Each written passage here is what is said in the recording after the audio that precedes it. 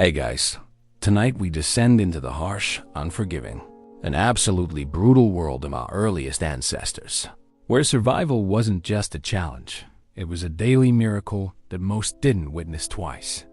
So, before you get comfortable in your climate-controlled room with your smartphone and readily available snacks, take a moment to like the video and subscribe, but only if you genuinely enjoy what I do here.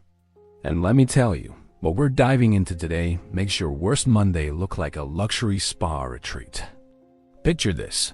You're living roughly 2.8 million years ago, and your biggest concern isn't whether your Wi-Fi is working or if your favorite coffee shop is open.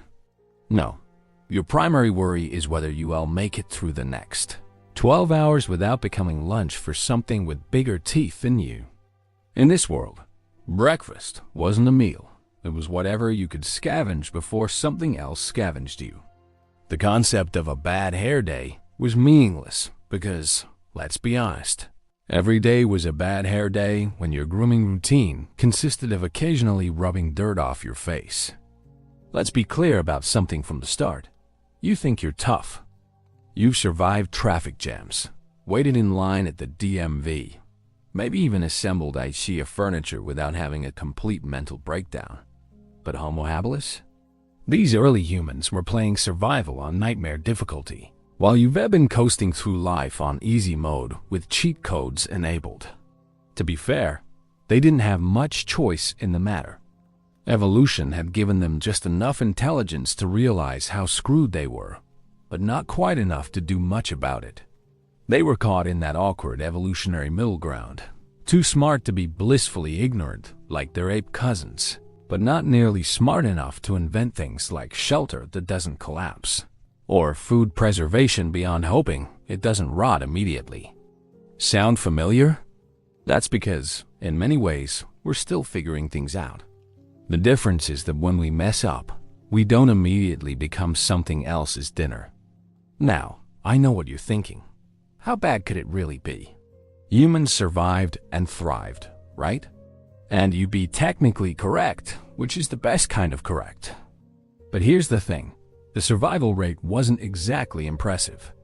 If Homo Habilis had Yelp reviews, the rating for living in East Africa 2.8 million BCE would be about 1 star, and most of the reviews would just be screaming. The world of Homo Habilis was a place where every sunrise was both a blessing and a curse.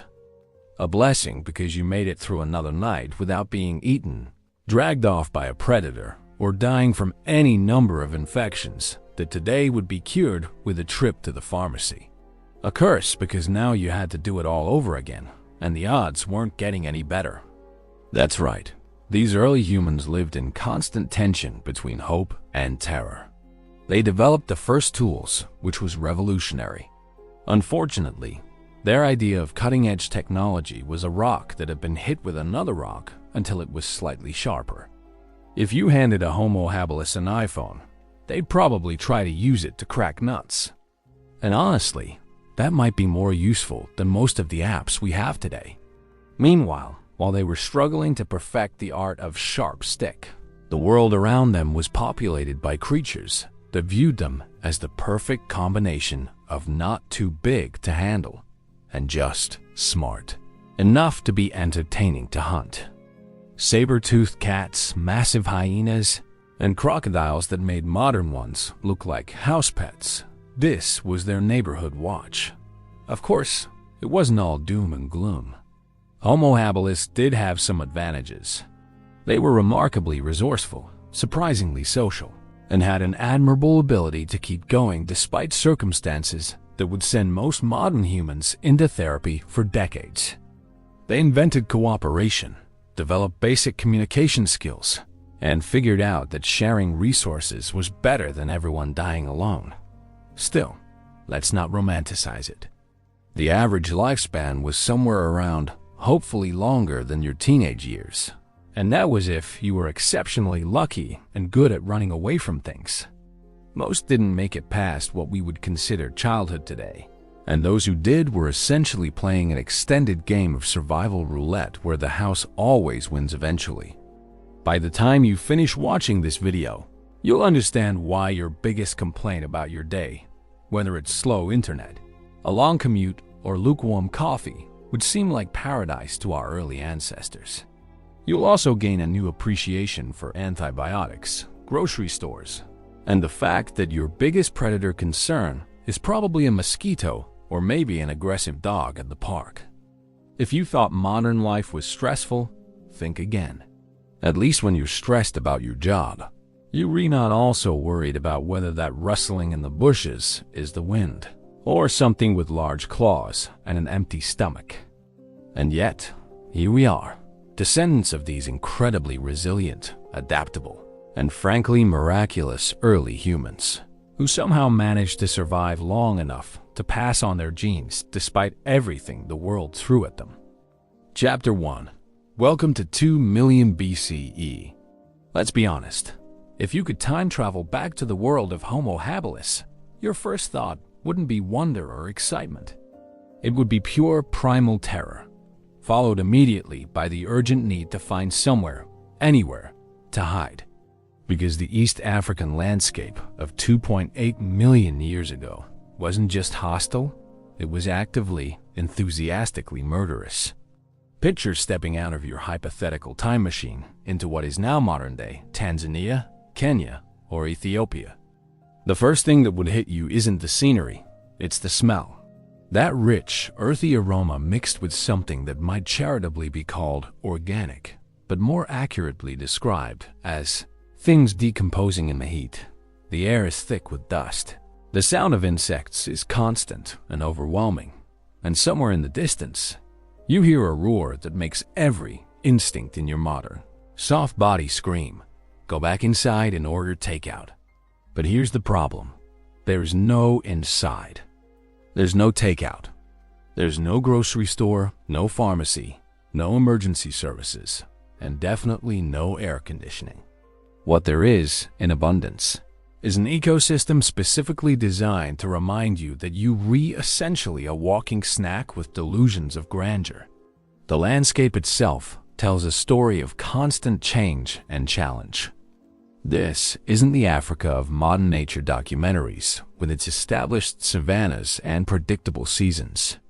This is Africa in transition, where forests are giving way to grasslands, where climate shifts happen on a geological scale that makes humans seem like mayflies, and where the terrain itself can't decide what it wants to be when it grows up. To be fair, it was beautiful in a nature is majestic and will absolutely destroy you kind of way. Rolling hills covered in vegetation that range from lush forest patches to emerging grasslands, dotted with lakes and rivers that were both life-giving and death-dealing. The water was essential for survival, but it was also where the big predators liked to hang out, creating a charming catch-22 where you needed water to live, but approaching water significantly increased your chances of not living. Sound familiar? It's like every survival movie ever made, except there's no rescue helicopter coming, no convenient supply cache left by previous adventurers, and no dramatic music to let you know when danger is approaching. In the world of Homo Habilis, danger was always approaching. It was the default state of existence. That's right, your new neighbors included saber-toothed cats that were roughly the size of modern lions, but with a significantly worse attitude and dental work that would make a horror movie prop designer weep with envy. These weren't the sleek, efficient killers of modern cat families. These were evolutionary experiments in how much damage can we pack into one predator, and the answer was all of it. Meanwhile, the hyenas of this era weren't the scavenging comedians of modern Africa. These were massive, bone-crushing monsters that could take down prey significantly larger than a confused time traveler from the 21st century. They hunted in packs, had jaws powerful enough to crush elephant bones, and had absolutely no sense of humor about sharing their territory with upright primates who thought they were clever. By day, the temperature would soar to levels that would make modern humans immediately seek shade and complain loudly about global warming. But our early ancestors didn't have the luxury of air conditioning, ice-cold drinks, or even basic sun protection beyond whatever natural shade they could find. They had to remain active, alert, and constantly searching for food and water, while their bodies struggled to cope with heat that would put most modern humans in the hospital. If you thought dealing with one predator species was challenging, think again. The rivers and lakes were patrolled by crocodiles that made modern ones look like bath toys. These ancient crocodilians were longer, heavier, and had evolved in an environment where taking down large mammals was just Tuesday afternoon.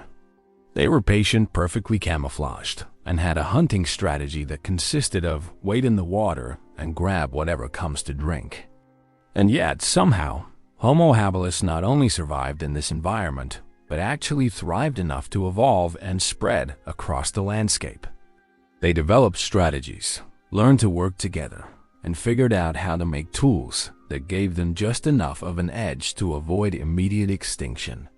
It's a testament to the incredible adaptability and resilience of early humans, even if their daily reality would give modern people nightmares for years. The social dynamics of survival in this era were unlike anything we experience today. When your primary concern is not becoming dinner, social hierarchies tend to be both more fluid and more critical. Leadership wasn't about charisma or politics. It was about who could keep the group alive longest. Democracy wasn't an option when a split-second decision could mean the difference between everyone living to see another sunset or becoming scattered across the landscape as midnight snacks for various predators. Still, they managed to develop early forms of communication, cooperation, and resource sharing that would eventually evolve into the complex social structures we know today. They learned to read the landscape, track weather patterns, and understand the behavior of both prey and predators well enough to carve out their own niche in an incredibly crowded and dangerous ecosystem. Of course, thriving is a relative term. When your definition of a good day is everyone in the group is still alive, and we found something to eat, the bar for success is set pretty low. Most modern humans would consider a day without Wi-Fi to be a personal crisis. But Homo habilis celebrated making it through 24 hours without being eaten alive. The sheer mental resilience required to function in this environment is staggering. Every day started with a threat assessment that would make modern security professionals break out in cold sweats. Where's the food? Where's the water? What predators are in the area? What's the weather going to do? Which direction should we travel? Who's injured and slowing us down? Are those footprints fresh or old? Does that sound normal, or should we be running? These weren't abstract concerns or intellectual exercises. These were immediate, life-or-death decisions that had to be made constantly throughout the day. And unlike modern humans, who can make mistakes and learn from them, Homo habilis often only got one chance to get things right. Make the wrong choice about which water source to approach, and you become crocodile food. Misread the signs of an approaching predator, and your entire group becomes scattered pieces across the landscape. The landscape itself was in constant flux, which meant that even hard-won knowledge about safe routes, reliable water sources, or good foraging areas could become obsolete literally overnight. Seasonal changes weren't just about wardrobe adjustments. They were about fundamental shifts in where food could be found, which areas were safe to travel, and how the behavior of predators and prey would change. Yet somehow, in this environment that seems specifically designed to eliminate any creature foolish enough to walk upright and think it has a chance, Homo habilis not only survived but laid the groundwork for everything that would follow. They were the first of our ancestors to consistently make and use tools, the first to establish the social cooperation patterns that would eventually build civilizations, and the first to prove that sometimes being just smart enough to know you're in trouble is exactly smart enough to figure out how to get out of it. Chapter 2. Your New Body. Let's be clear about something. If you think you're poorly equipped to handle modern life, you haven't seen anything yet. Your shiny new Homo habilis body is like getting a sports car that's missing the engine, brakes, and steering wheel, but at least it looks vaguely like it should be fast. Except in this case, Looking fast doesn't help when everything else in your environment actually is faster, stronger, and significantly more interested in turning you into lunch.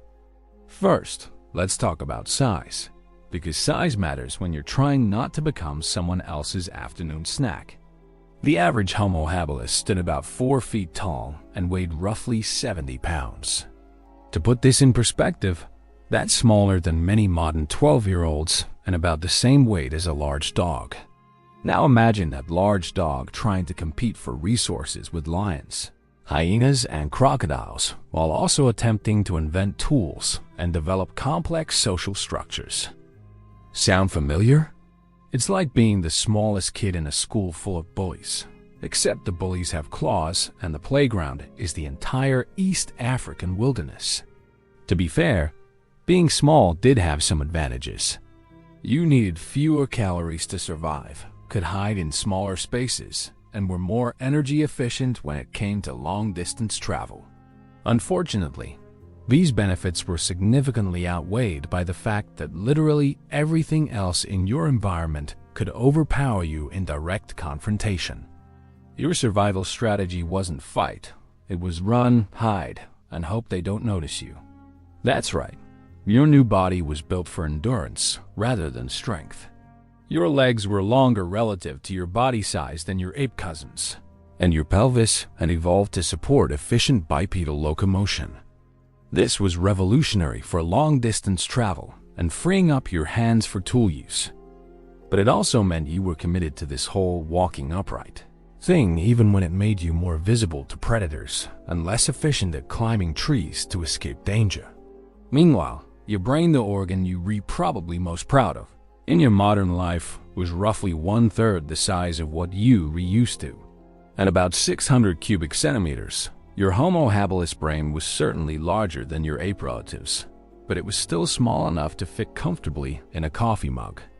This was enough intelligence to recognize patterns, make simple tools, and coordinate with your group, but not nearly enough to invent things like planning more than a day ahead or complex problem-solving under pressure. The cognitive limitations were both fascinating and terrifying.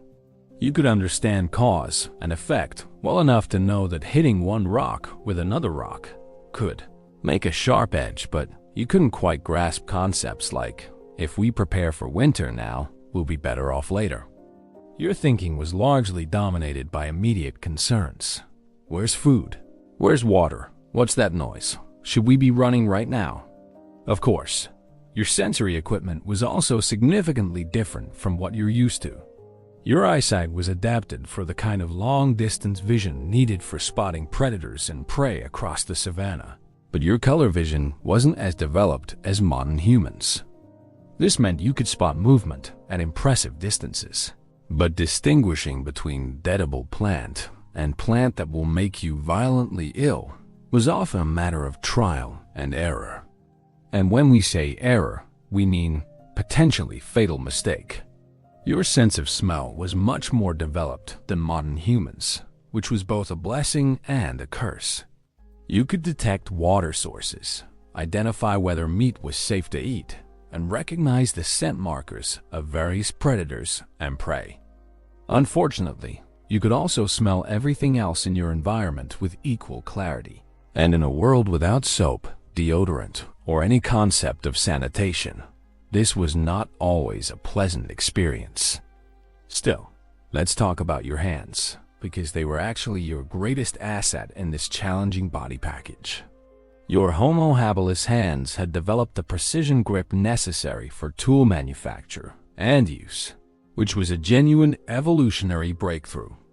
You could pick up small objects, manipulate them with fine motor control, and create tools that extended your capabilities beyond what your physical strength could accomplish alone.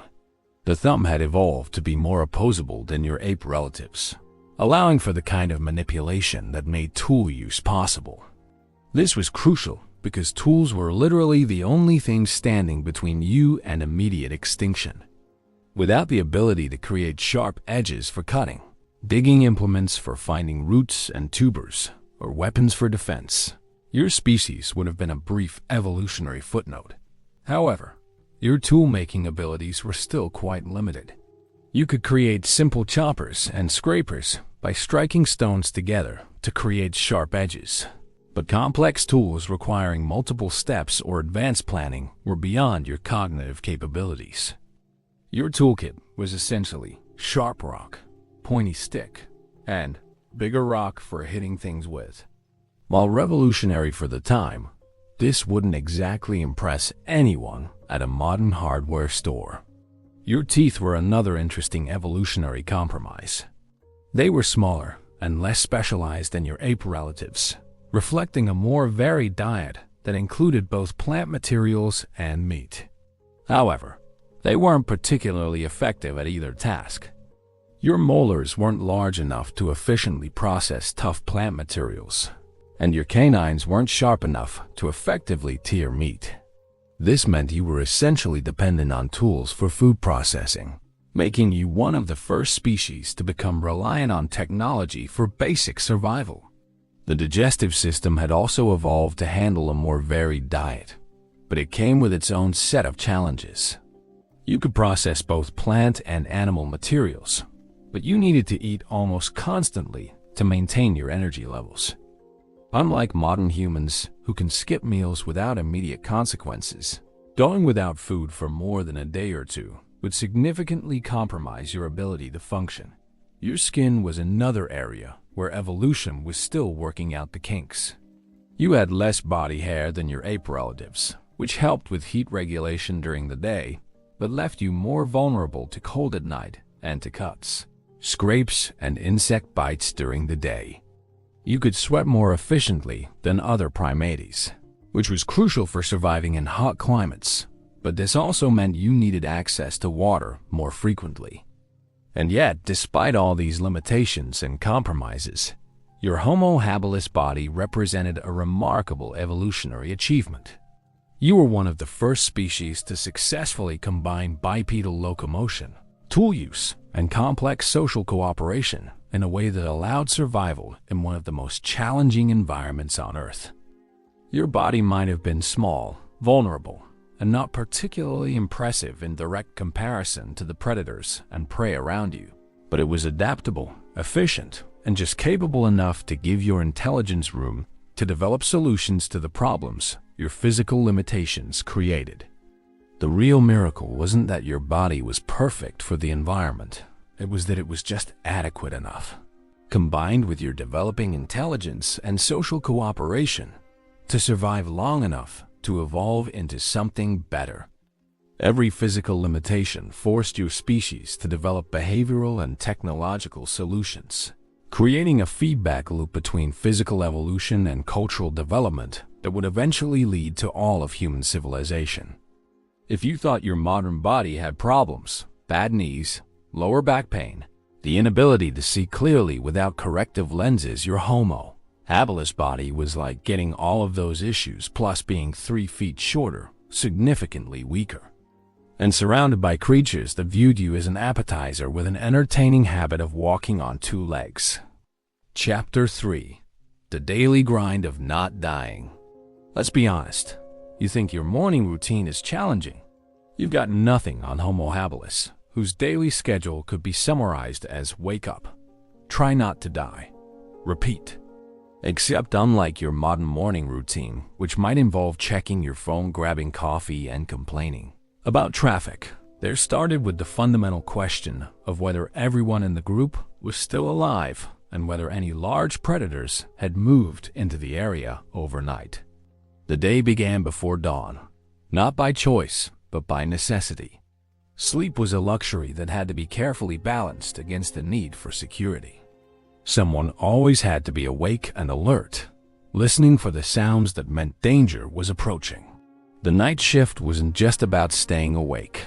It was about distinguishing between normal nighttime sounds and the subtle audio cues that meant something large, hungry, and predatory was investigating your group as a potential midnight snack. Picture your alarm clock being replaced by the terrifying reality that silence was often more dangerous than noise. When the normal sounds of insects, small animals, and distant calls suddenly stopped, it usually meant something big had entered the area. Your Homo habilis ancestors developed an acute sensitivity to these audio patterns that would put modern security systems to shame, because failure to notice meant everyone was about to have a very bad time. To be fair, they did have advantages that modern humans lack. Their sleep cycles were naturally aligned with the rhythms of their environment, and they could function on less sleep than we typically need. They also developed the ability to sleep lightly and wake instantly when necessary, a skill that would be incredibly useful in modern life, but which developed out of the simple reality that deep sleep was often fatal. Sound familiar?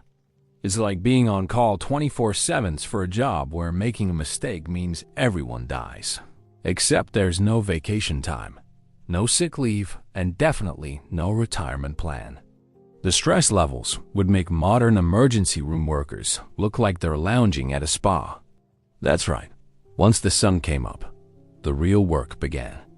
The first order of business was a threat assessment that would make modern military strategists weep with appreciation. Where did everyone sleep? Is anyone missing? Are there new tracks around the camp? What's the wind direction? Are there any signs of predator activity? What's the weather looking like? These weren't casual morning observations. They were literally life or death intelligence gathering. Meanwhile, the search for food began immediately and never really ended. Modern humans might skip breakfast or grab something quick on the way to work. But Homo habilis operated on a constant cycle of foraging, hunting, and food processing that took up the vast majority of their waking hours. The difference between a good day and a disaster was often measured in whether the group found enough food to maintain their energy levels. Foraging required an encyclopedic knowledge of plant species, seasonal patterns, and environmental indicators that would put modern botanists to shame. Which plants were edible, which were poisonous, which were nutritious enough to be worth the energy expenditure of gathering them, which were only safe to eat at certain times of year or after specific preparation. All of this information had to be memorized, passed down through generations, and constantly updated based on changing environmental conditions. By mid-morning, the heat would become a serious factor. Remember, these early humans were operating in East African climates without sun protection, cooling systems, or the option to simply go inside when it got too hot. They had to continue searching for food and water while their bodies struggled to cope with temperatures that would send modern humans running for air conditioning. If you thought multitasking in modern life was challenging, think again. Homo habilis had to simultaneously search for food, monitor for predators, track weather changes, maintain group cohesion, care for children and injured members, and make or maintain tools, all while staying alert enough to react instantly to danger. Modern humans complain about information overload from smartphones and social media. But imagine if failure to process all incoming information correctly meant everyone you cared about would be dead by sunset. And yet, they somehow managed to maintain the social cooperation necessary for group survival while dealing with all these pressures. They developed communication systems sophisticated enough to coordinate group activities, share information about food sources and dangers, and maintain the relationships that kept the group functioning as a unit rather than dissolving into panicked individuals. The midday heat brought its own set of challenges. This was often the time for tool making and maintenance, since the physical demands of foraging and hunting were too intense during the hottest part of the day. But even this relatively quiet time required constant vigilance. Predators didn't take heat breaks, and many were actually more active during midday hours when prey animals sought shade and water. Tool maintenance was both crucial and time-consuming. Every sharp edge dulled with use. Every wooden implement dried out or cracked in the heat. And every tool was essentially irreplaceable until you could find the right materials and dedicate the time to make another one. Modern humans might get frustrated when their smartphone battery dies, but imagine if your only knife broke and you had to find suitable stone, learn to nap it properly, and create a replacement before nightfall, all while maintaining awareness of potential threats. Still, The afternoon brought the most dangerous time of day, the active hunting and foraging period when competition with other predators was most intense. Water sources that were relatively safe in the morning might be occupied by large predators by afternoon. Areas that were rich in food resources attracted not just Homo habilis groups, but every other species trying to make a living in the same environment. This was when the delicate balance between risk and reward became most critical. Approaching a water source meant exposure to predators, but dehydration was fatal.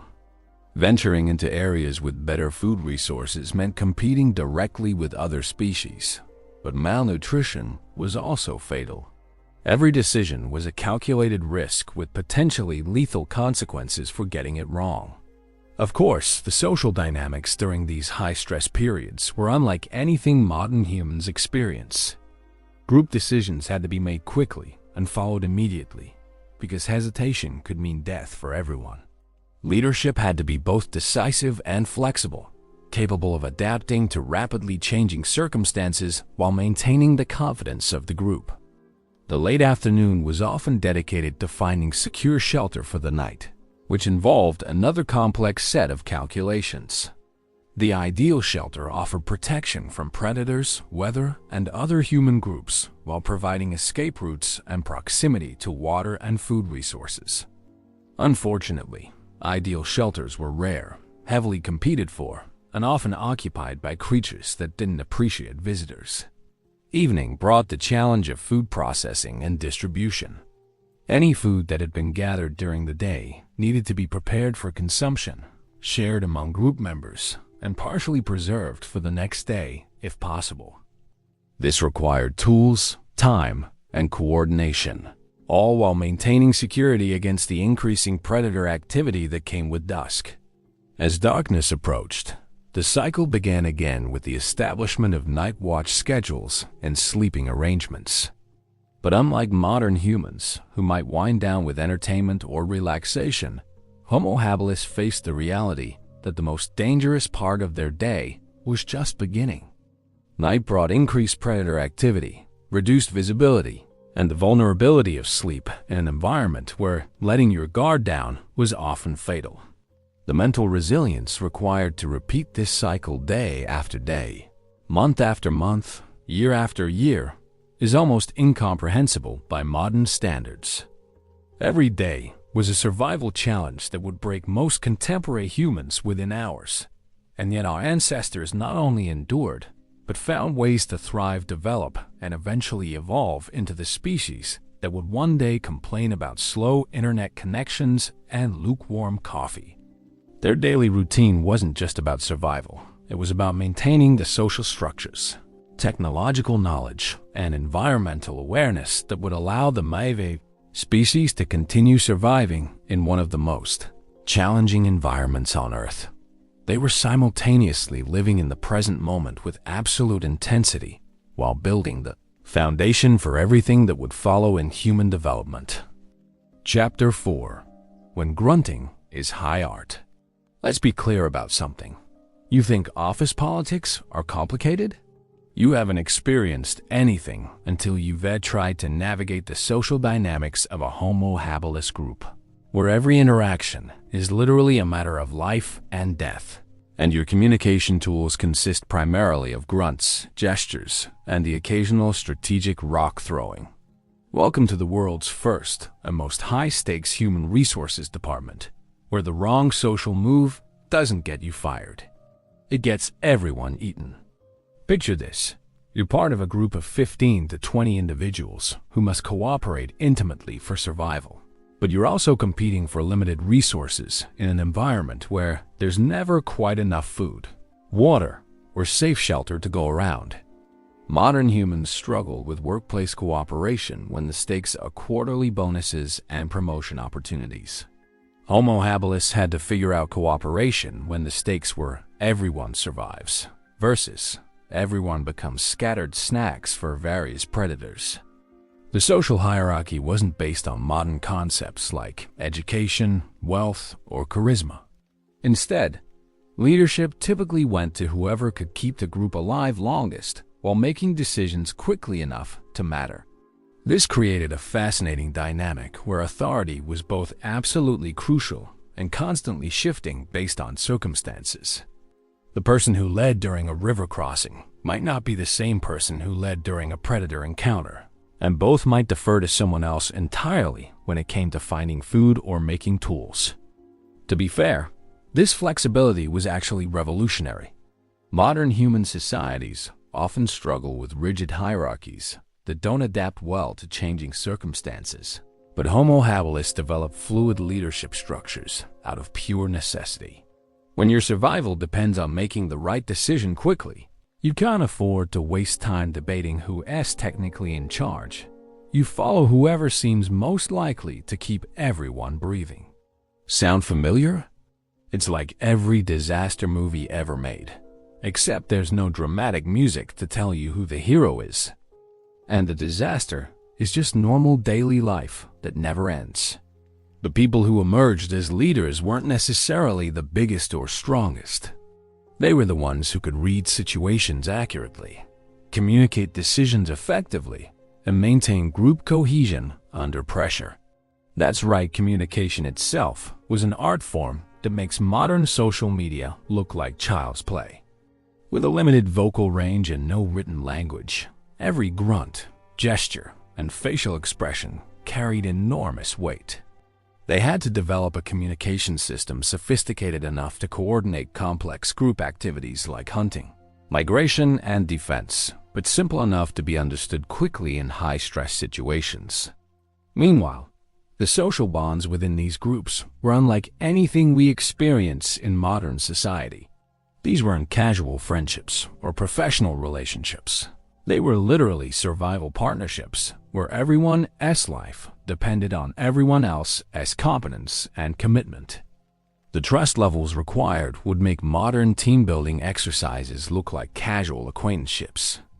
Group members had to trust each other enough to sleep in turns, share food when resources were scarce, care for injured or sick members even when it slowed down the group, and make split-second decisions that affected everyone's safety. Modern humans often struggle to trust their neighbors enough to leave packages on doorsteps. Homo habilis had to trust their companions enough to literally stake their lives on each other's judgment and reliability. By necessity, conflict resolution had to be both swift and effective. There was no time for extended negotiations, mediation sessions, or passive-aggressive behavior when group cohesion meant the difference between survival and extinction. Disputes over resource allocation, decision-making authority, or mate selection had to be resolved quickly before they compromised the group's ability to function as a survival unit. If you thought modern relationship drama was complicated, think again. Mate selection in Homo habilis groups involved not just personal preference but group survival considerations. Who would produce the strongest offspring? Who would contribute most effectively to group survival? Who could be trusted to prioritize group welfare over individual interests? Romance was nice, but survival was essential. And yet, they somehow managed to maintain the emotional bonds and social connections that kept groups together over time. Despite the constant pressure and stress, they developed attachment relationships, friendships, and social alliances that provided emotional support and psychological resilience. They learned to balance individual needs with group requirements in ways that would challenge modern humans operating under much less stressful conditions. The care of children presented its own unique social challenges. Modern parents worry about things like education quality and screen time. Homo habilis parents had to teach survival skills while protecting children from an environment that was actively trying to kill them. Every child represented both the future of the group and a significant vulnerability that required constant protection and resource allocation. Child rearing was necessarily a group effort. No individual parent could provide the constant supervision and protection required to keep a child alive in such a dangerous environment while also contributing to the group as survival activities. The entire social structure had to accommodate the needs of dependent members while maintaining the efficiency and mobility necessary for group survival. Still, the innovation in social organization was remarkable. They developed early forms of specialization, where different group members became particularly skilled at specific survival tasks. Some became experts at tool-making, others at tracking and hunting, others at plant identification and foraging. This specialization increased group efficiency while creating interdependence that strengthened social bonds. The sharing of knowledge and skills was crucial for group survival and represented one of the earliest forms of education and cultural transmission. Critical information about food sources, seasonal patterns, predator behavior, and tool-making techniques had to be passed from experienced members to newer ones. Failure to effectively transfer this knowledge could doom the entire group. Of course, the social dynamics around resource sharing were constantly challenging. When food was scarce, which was often, the group had to make decisions about allocation that balanced individual needs, group efficiency, and long-term survival. Who ate first when there wasn't enough for everyone? How were valuable resources like tools or prime shelter locations distributed? These weren't abstract ethical questions. They were daily practical decisions with immediate survival implications. The development of early forms of empathy and altruism was both necessary and remarkable. Group members had to be willing to take personal risks for the benefit of others, share resources even when they were scarce, and provide care for injured or sick members even when it compromised their own safety or comfort. This level of social cooperation was essential for survival, but required psychological and emotional development that went far beyond simple self-interest. Territory and resource management created another layer of social complexity. Groups had to establish and defend territories while also maintaining relationships with neighboring groups that might be potential allies, trading partners, or threats. The balance between cooperation and competition with other groups required sophisticated social and strategic thinking. Yet somehow, in this incredibly challenging social environment, Homo habilis developed the foundational elements of human culture and society. They created the first systems of shared governance, resource management, and collective decision-making. They established patterns of cooperation, communication, and social organization that would eventually evolve into all of human civilization. The remarkable thing wasn't that their social systems were perfect. They weren't. It was that they were effective enough, adaptive enough, and resilient enough to allow the species to survive and thrive in one of the most challenging environments imaginable. They created social structures that balanced individual needs with group requirements, maintained cohesion under extreme pressure, and provided the foundation for everything that would follow in human social development. The stress levels involved in maintaining these social relationships while simultaneously surviving in a hostile environment would overwhelm most modern humans within days. Yet Homo habilis groups managed to function effectively for generations, passing down not just genetic material, but cultural knowledge, social practices, and survival strategies that represented humanity's first steps towards civilization. Chapter 5. Stone Age Technology.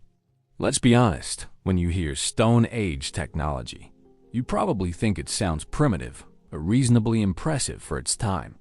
Well, prepare to have your expectations thoroughly demolished.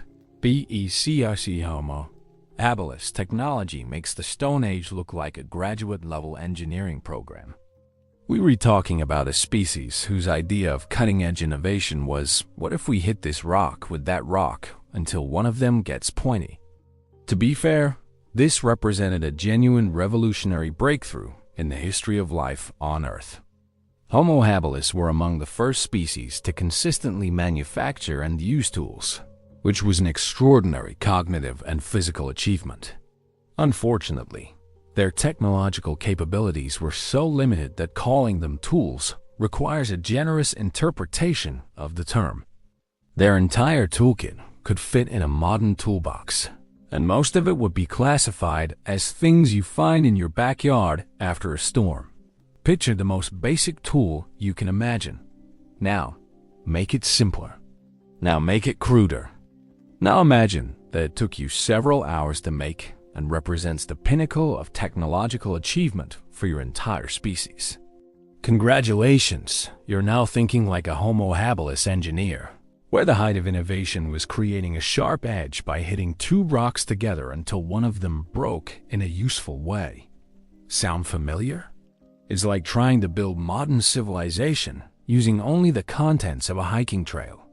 Except even that gives you too much credit, because at least hiking trails have been designed by people who understand concepts like planning and engineering principles.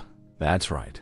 The primary Homo Habilis tool was the chopper, which was essentially a river cobble that had been struck with another stone to create a sharp cutting edge.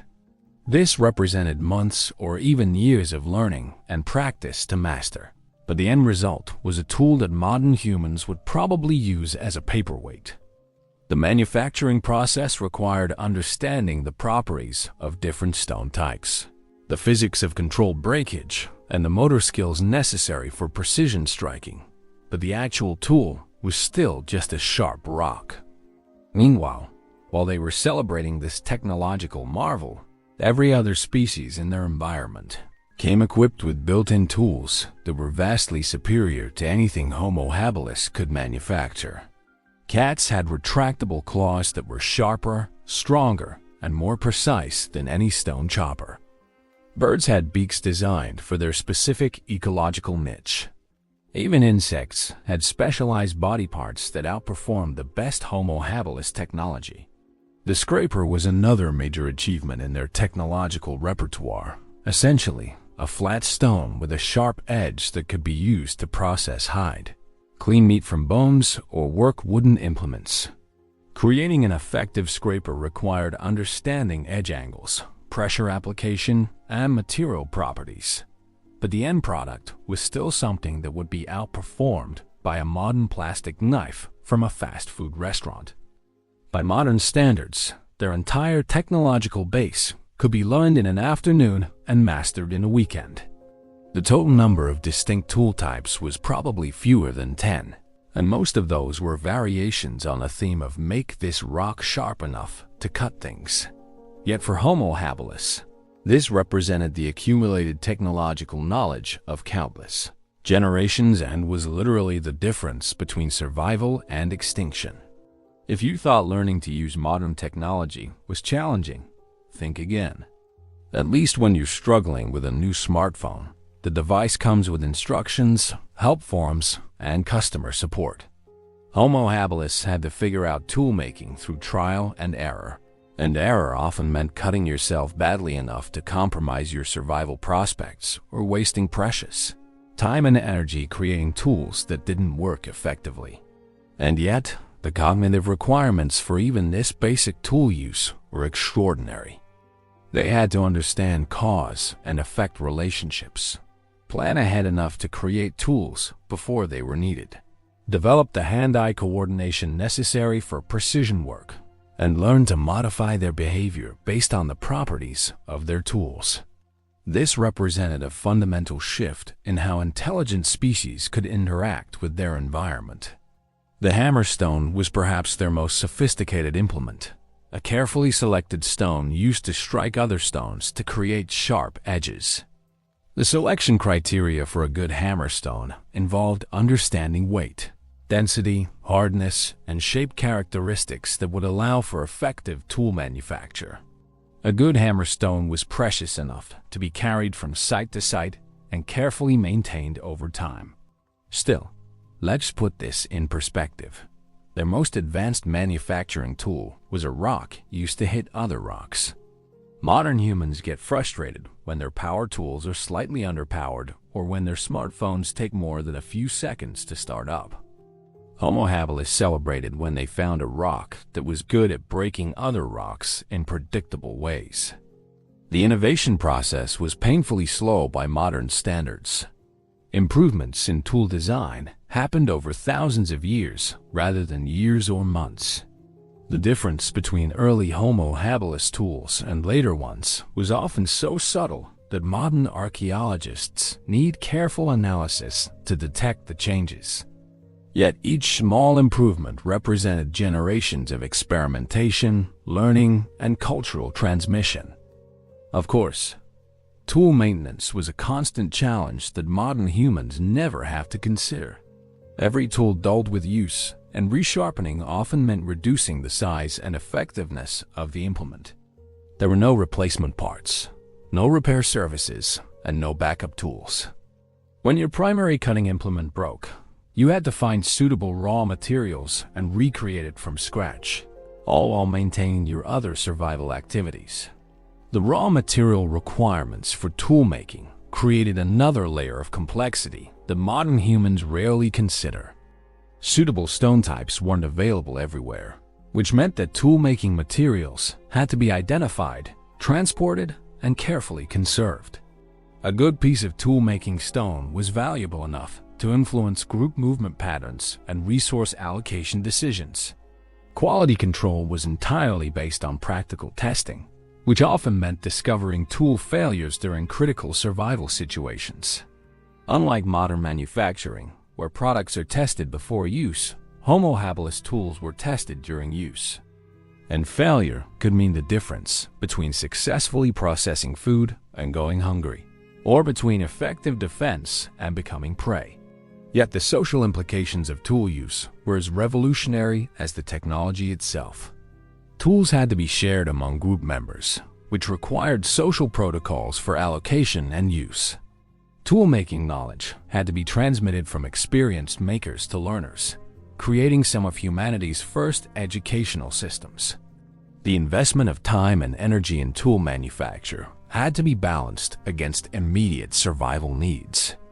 The carrying and storage of tools presented challenges that mobile hunter-gatherer groups had never faced before. Unlike biological adaptations that were always available, manufactured tools had to be transported, protected from damage, and kept available for use.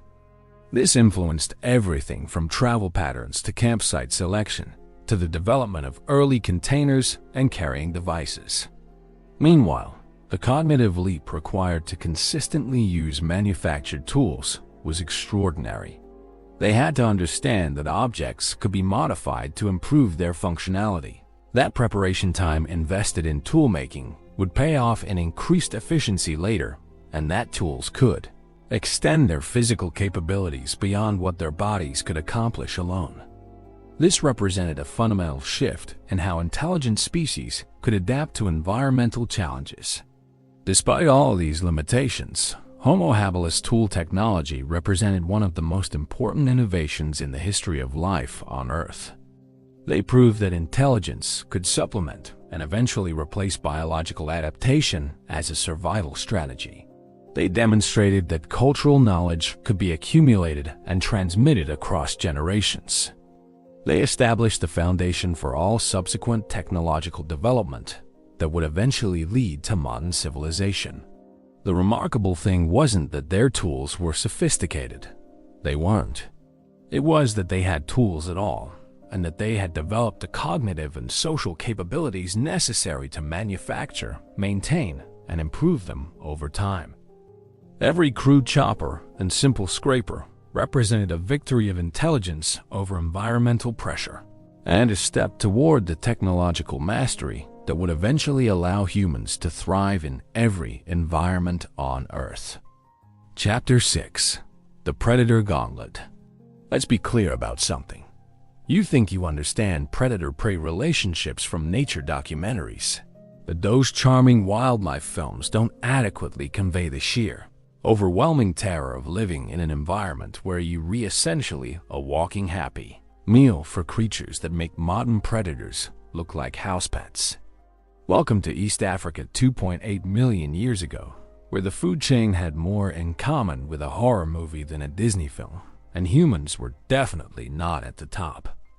Picture waking up each morning knowing that at least a dozen different species in your immediate area view you as an ideal combination of easy to catch and nutritionally satisfying. This wasn't paranoia, it was statistical reality. Your ancestors lived in an environment so densely packed with efficient killing machines that survival required constant vigilance, lightning-fast reflexes, and the kind of situational awareness that would make modern special forces operatives look relaxed and casual. The saber-toothed cats alone were enough to give anyone nightmares for decades. These weren't the relatively small saber-toothed species that survived into more recent periods. These were massive, perfectly evolved killing machines with canine teeth that could grow up to 7 inches long. To put this in perspective, imagine a modern lion. Make it 25% larger. Give it dental work that could puncture elephant skulls, and remove any trace of the casual indifference that makes modern big cats occasionally ignore potential prey. To be fair, saber-toothed cats were ambush predators, which meant they preferred surprise attacks rather than extended chases. Unfortunately, this wasn't really an advantage for Homo habilis, because it meant the first sign of danger was often massive claws and 7-inch fangs appearing from previously empty-looking vegetation. These cats were patient, silent, and specialized in taking down prey much larger than a confused early human trying to figure out which berries were safe to eat. Sound familiar? It's like every horror movie where the monster appears suddenly from normal-looking surroundings, except there's no dramatic music to warn you, no commercial breaks for your nerves to recover. And the monster is real hungry and has evolved specifically to be as efficient as possible at turning you into lunch. That's right. Even when you managed to spot predators in advance, your options were severely limited. Running was often futile, because most predators were faster than humans over short distances. Climbing was sometimes possible, but many predators were better climbers than early humans, and trees weren't always available. Fighting was essentially suicide unless you had significant numerical advantage and got extremely lucky. Meanwhile, the hyenas of this era weren't the scavenging comedians of modern Africa. These were massive, bone-crushing predators that hunted in packs and had no sense of humor about sharing their territory. Spotted hyenas could weigh up to 200 pounds, nearly 3 times the size of an average Homo habilis, and had bite forces that could crush elephant bones. Their hunting strategy was endurance pursuit combined with pack coordination, which meant they could literally run you to death while taking turns to stay fresh. The social hunting behavior of these ancient hyenas was particularly terrifying from a human perspective. They coordinated attacks, used complex communication to organize hunts, and were intelligent enough to adapt their strategies based on the behavior of their prey. Unlike modern hyenas, which often scavenge and only occasionally hunt actively, these earlier species were aggressive, persistent predators that viewed early humans as an excellent food source. By day, you had to worry about big cats, hyenas, wild dogs, and various other mammalian predators. By night, the roster expanded to include nocturnal hunters that were perfectly adapted for low-light conditions, while you were essentially blind and helpless. The transition periods at dawn and dusk were particularly dangerous, because this was when many predators were most active, while human vision was least effective. If you thought land predators were challenging, think again. The water sources that were essential for survival were patrolled by crocodilians that made modern crocodiles look like bath toys. These ancient crocs could grow to lengths of 30 feet or more, had broader skulls, and more powerful jaws than modern species, and had evolved in an environment where taking down large mammals was routine rather than exceptional. And yet, accessing water was non-negotiable for survival. Humans need water more frequently than most other large mammals, which meant regular trips to exactly the locations where the most dangerous aquatic predators like to wait for thirsty prey. The watering holes weren't just dangerous because of crocodiles.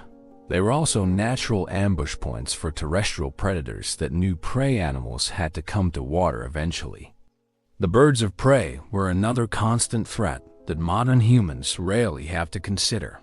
Some of the eagles and other raptors of this era were large enough to take adult humans, And they definitely viewed small humans and children as excellent prey opportunities. Unlike ground-based predators, aerial predators could appear from any direction with no warning, making defense against them nearly impossible. Still, perhaps the most psychologically challenging aspect of this predator environment was that there was no safe space.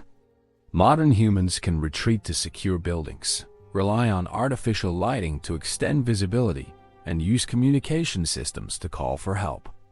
Homo habilis had to maintain constant vigilance with no secure retreat options, no technological aids for predator detection, and no backup support if things went wrong. The predator pressure was so intense that it shaped every aspect of Homo habilis behavior and social organization. Group sizes were partially determined by the need for enough eyes and ears to maintain effective watch rotations. Travel routes had to balance resource availability against predator territories. Campsite selection was dominated by defensive considerations rather than comfort or convenience. Of course, the predators weren't just mindless killing machines. They were intelligent, adaptive, and constantly learning from their interactions with early humans. Successful predators learn to recognize human behavioral patterns, anticipate travel routes, and exploit weaknesses in group defense strategies. This created an evolutionary arms race where humans had to constantly adapt their survival strategies to stay ahead of predators that were simultaneously adapting to hunt humans more effectively. The impact on human development was profound. The constant predator pressure favored individuals who could think quickly under stress, coordinate effectively with group members, and make rapid decisions in life-threatening situations. It also favored the development of early warning systems, defensive technologies, and social cooperation strategies that would eventually evolve into the complex societies that characterize modern humans. Yet somehow, despite being surrounded by creatures specifically evolved to hunt and kill them, Homo habilis not only survived, but thrived enough to spread across landscapes and evolve into more advanced species. They developed strategies for predator avoidance, group defense, and risk management that were sophisticated enough to provide a survival advantage in one of the most predator-dense environments in Earth's history. The psychological resilience required to function effectively while under constant threat of violent death is almost incomprehensible by modern standards. Every day required the mental toughness to maintain focus on survival tasks while managing the stress of knowing that any moment could bring a sudden, violent end. They had to balance caution with the need to take risks for food and water, and they had to maintain group morale and cooperation despite the constant pressure. Meanwhile, the learning curve for predator recognition and avoidance was steep and unforgiving. Mistakes in identifying predator signs, misreading environmental cues, or failing to respond appropriately to danger warnings were often fatal, not just for individuals, but for entire groups. The knowledge base required for effective predator avoidance was extensive, detailed, and had to be maintained and updated constantly based on changing circumstances. The remarkable achievement wasn't that they occasionally managed to avoid being eaten. It was that they developed sustainable survival strategies that allowed their populations to persist and grow despite the overwhelming predator pressure. They created the first systematic approaches to threat assessment, group defense, and risk management that would eventually evolve into all of human security and military science. Chapter 7. Weather, Starvation. Let's be honest, when modern humans complain about the weather, they're usually talking about minor inconveniences like having to carry an umbrella or wear a jacket. But for Homo habilis, weather wasn't a topic. For small talk, it was a constant, life-threatening challenge that required accurate prediction, careful preparation, and split-second decision-making. When your entire survival strategy depends on being outdoors 24/7 with no backup plan, every weather pattern becomes a potential disaster that could wipe out your entire group. Picture this. You're operating in East African climates that could shift from scorching heat to torrential storms to unexpected cold snaps. And your weather prediction system consists of reading clouds, wind patterns, and animal behavior while simultaneously worrying about predators, food shortages, and group coordination. Modern meteorologists have satellites, computer models, and decades of historical data, and they still get it wrong sometimes. Homo Habilis had to predict weather patterns using only environmental observation and hoped their guesses were accurate enough to keep everyone alive. The heat alone was a constant survival challenge that would overwhelm most modern humans within hours. Daytime temperatures regularly exceeded 100 degrees Fahrenheit, 38 degrees Celsius, and there was no air conditioning, ice-cold drinks, or even basic sun protection beyond whatever natural shade could be found. Your ancestors had to remain active and alert during these temperatures while simultaneously searching for food, making tools, and monitoring for predators. To be fair, they did have some physiological adaptations that helped with heat management. Their reduced body hair and improved sweating capacity allowed for better heat dissipation than their ape relatives. Unfortunately, these adaptations came with their own set of problems: increased water requirements, greater vulnerability to sunburn and skin damage, and reduced insulation for when temperatures drop. Sound familiar? It's like being trapped in a sauna where you have to solve complex survival puzzles while maintaining perfect alertness for potential threats. Except, the sauna never turns off and there's no exit door. The cognitive impairment that comes with severe heat stress would make it nearly impossible for modern humans to make the kinds of rapid, accurate decisions that Homo Habilis needed to make constantly. That's right, dehydration was a constant threat that could kill you faster than starvation. Human water requirements are significantly higher than most other large mammals, which meant that access to safe water sources was non-negotiable for survival. Unfortunately, as we've discussed, water sources were also where the most dangerous predators like to congregate, creating a deadly catch-22 between dehydration and predation. Meanwhile, the seasonal weather patterns created challenges that required long-term planning capabilities that were just barely within the cognitive range of Homo Habilis. The transition between wet and dry seasons wasn't just a matter of comfort. It completely transformed the landscape, changed the availability of food and water, and altered the behavior patterns of both prey and predators. During the wet season, flash floods could appear with little warning, turning previously safe travel routes into death traps. The increased precipitation created new water sources but also increased the populations of dangerous aquatic predators and disease-carrying insects. Plant growth exploded during wet periods, providing more foraging opportunities but also creating denser vegetation that offered better concealment for ambush predators. By contrast, the dry season brought its own set of lethal challenges.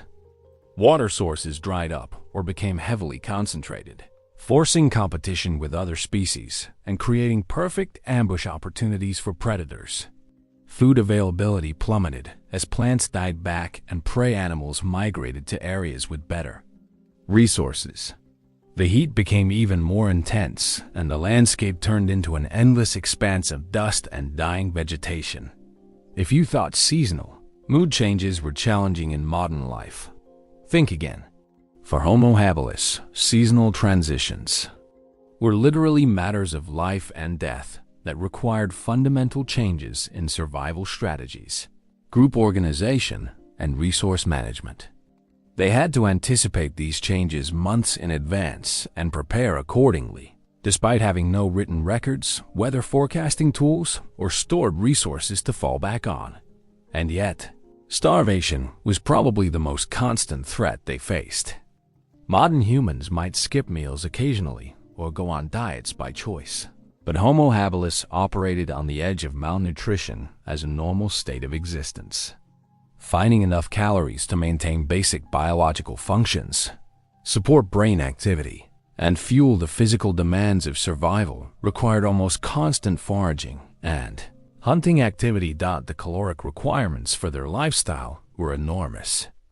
By modern standards, not only did they need energy for basic metabolism, but they also needed fuel for constant walking, physical labor, tool making, and the stress responses required for survival in a hostile environment.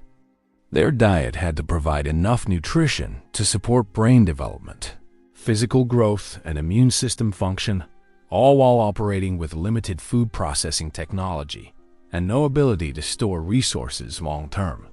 Still, the feast or famine cycles were psychologically brutal in ways that modern humans struggle to understand. When food was abundant, they had to consume as much as possible to build up energy reserves for the inevitable lean periods. When food was scarce, they had to maintain energy and cognitive function while operating on near-starvation rations. The metabolic flexibility required for this lifestyle would challenge modern nutritional science. Food spoilage was another constant concern that required careful timing and resource management. Without refrigeration, preservation techniques, or storage containers, any food that wasn't consumed immediately would quickly become inedible or even dangerous. This meant that successful hunting or foraging had to be immediately followed by food processing and consumption, regardless of other priorities or timing considerations. Of course, food safety was a matter of life and death without modern medicine. To treat food poisoning, parasitic infections, or nutritional deficiencies, they had to learn to identify safe foods, prepare them properly, and recognize the signs of spoilage or contamination, all through trial and error, with potentially fatal consequences for getting it wrong. The plant identification skills required for effective foraging would challenge modern botanists. They needed to distinguish between hundreds of plant species, know which parts were edible at different times of year, understand proper preparation techniques, and recognize seasonal variations in nutritional content and safety. All of this knowledge had to be memorized, maintained, and passed down through generations without written records. Yet hunting presented its own set of challenges that made plant foraging look simple by comparison. The prey animals were often dangerous themselves. Hunting required coordination among group members, and the energy expenditure for unsuccessful hunts could be devastating when operating on limited caloric reserves. The risk-reward calculations for hunting attempts required sophisticated decision-making under pressure. The tools available for food processing were so limited that they could barely be called technology by modern standards. Meat had to be processed with crude stone implements. Plants had to be prepared using basic crushing and cutting techniques, and cooking was limited to whatever fire management skills they could develop without matches, lighters, or controlled heat sources. Meanwhile, the nutritional deficiencies that resulted from this challenging food environment would cause serious health problems that modern humans never have to consider. Vitamin deficiencies, mineral imbalances, and protein shortages were common and could significantly compromise immune function, cognitive development, and physical capabilities. The social dynamics around food distribution created constant tension within groups. When resources were scarce, decisions about who ate first, how much each person received, and whether to save food for later or consume it immediately could determine who lived and who died. These weren't abstract ethical discussions. They were immediate practical decisions with life or death consequences. And yet, despite all these challenges, Homo Habilis somehow managed to maintain the energy and cognitive function necessary for tool making, social cooperation, and continued adaptation to their environment. They developed food-sharing protocols, foraging strategies, and nutritional knowledge that allowed them to extract maximum survival value from one of the most challenging environments on Earth. The remarkable achievement wasn't that they occasionally found enough food to survive. It was that they developed sustainable strategies for nutrition management that supported not just individual survival, but group persistence and even population growth over time. They created the foundation for all subsequent human subsistence strategies while operating under constraints that would overwhelm modern humans within days. Their success in managing these environmental challenges while simultaneously dealing with predator pressure, social coordination, and technological development represents one of the most impressive survival achievements in the history of life on Earth. They proved that intelligence, cooperation, and adaptability could overcome even the most hostile environmental conditions. Chapter 8. Disease, Injury. Let's be honest. You think modern healthcare has problems? Wait until you experience the Homo Habilis medical system, where the entire pharmaceutical industry consisted of chew on this plant and hope for the best.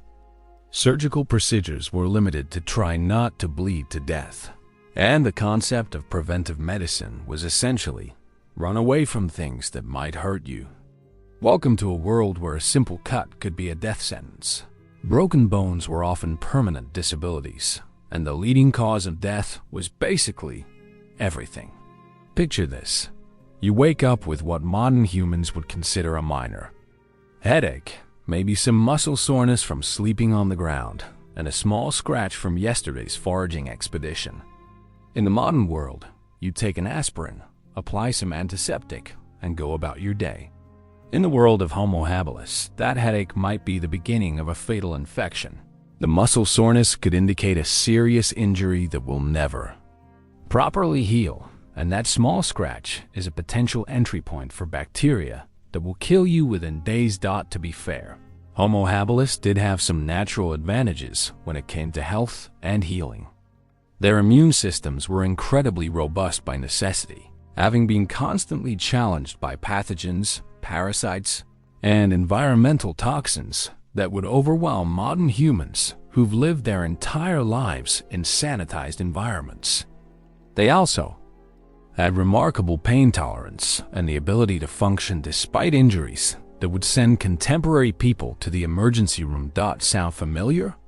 It's like playing life on the hardest difficulty setting where there are no save points, no respawn options, and no cheat codes, except the game is called Try Not to Die from 1,000 different medical conditions that modern humans have never heard of, and everyone who's ever played it has eventually lost. That's right, infection was the ultimate equalizer in the world of early humans. It didn't matter how strong you were, how smart you were, or how well you could avoid predators if a simple wound became infected. Without antibiotics, antiseptics, or even basic understanding of germ theory, any break in the skin was a potential death sentence. The scratches and cuts that were inevitable in their environment became pathways for bacteria, fungi, and parasites that could kill within days. Meanwhile, dental health was a nightmare that would make modern dentists weep with professional sympathy. Without toothbrushes, dental floss, fluoride, or any understanding of oral hygiene, tooth decay and gum disease were universal afflictions that caused constant pain and often led to life-threatening infections. Losing teeth wasn't just cosmetically problematic, it was nutritionally catastrophic, making it impossible to process food effectively and leading to malnutrition even when food was available. The pain management options available to Homo habilis were so limited that they essentially consisted of try to ignore it and chew on plants that might help. Modern humans complain about waiting times in emergency rooms, but imagine dealing with chronic pain, broken bones, infected wounds, and dental abscesses with no painkillers stronger than whatever natural compounds they could find in their environment. By modern standards, the injury rate among Homo habilis would be considered a public health emergency. Living in an environment filled with sharp rocks, dangerous animals, unstable terrain, and constant physical demands meant that cuts, bruises, sprains, and fractures were daily occurrences. The difference was that these weren't minor inconveniences that could be treated and forgotten. They were potentially life-altering or life-ending events. If you thought modern physical therapy was challenging, think again. Homo habilis had to recover from injuries while continuing to perform all the activities necessary for survival. There was no bed rest, no time off for recovery, and no modified duty assignments. You either healed while maintaining your contribution to group survival, or you became a liability that the group might not be able to support. And yet, the social aspects of healthcare in early human groups were remarkably advanced in some ways. They developed systems for caring for injured and sick group members, sharing resources to support those who couldn't contribute temporarily, and passing down knowledge about medicinal plants and basic treatment techniques. The empathy and cooperation required for this level of care represented a significant evolutionary achievement. Broken bones were particularly catastrophic in ways that modern humans struggle to comprehend. Without the ability to set bones properly, create immobilizing casts, or provide adequate nutrition for healing, fractures often healed incorrectly if they healed at all.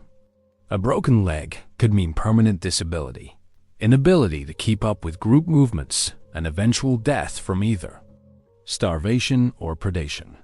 Still, the parasite load that early humans carried would horrify modern medical professionals. Intestinal worms, blood parasites, skin parasites, and various other organisms were essentially universal among early human populations.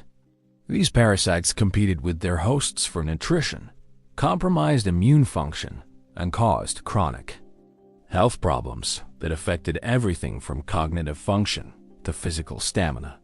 The lack of understanding about disease transmission meant that early humans had no effective strategies for preventing the spread of infectious diseases within groups. When one person became ill with a contagious condition, it often spread through the entire group with devastating results. Epidemic diseases could wipe out entire populations with no understanding of quarantine, isolation, or treatment protocols. Of course, nutritional deficiencies were another constant health challenge that compounded every other medical problem. Without access to diverse, consistent nutrition, Homo habilis suffered from vitamin deficiencies, mineral imbalances, and protein shortages that affected everything from bone development to immune function to cognitive capacity. Malnutrition made them more susceptible to infection, slowed healing from injuries, and reduced their overall resilience. Women's healthcare was particularly challenging in ways that highlight just how dangerous childbirth was in the early human environment. Without prenatal care, skilled midwifery, pain management, or emergency surgical intervention, maternal and infant mortality rates were astronomically high by modern standards. Every pregnancy was a life-threatening event that could result in the death of both mother and child. The infant and child mortality rates were so high that most children didn't survive to adulthood. This wasn't due to neglect or lack of care early.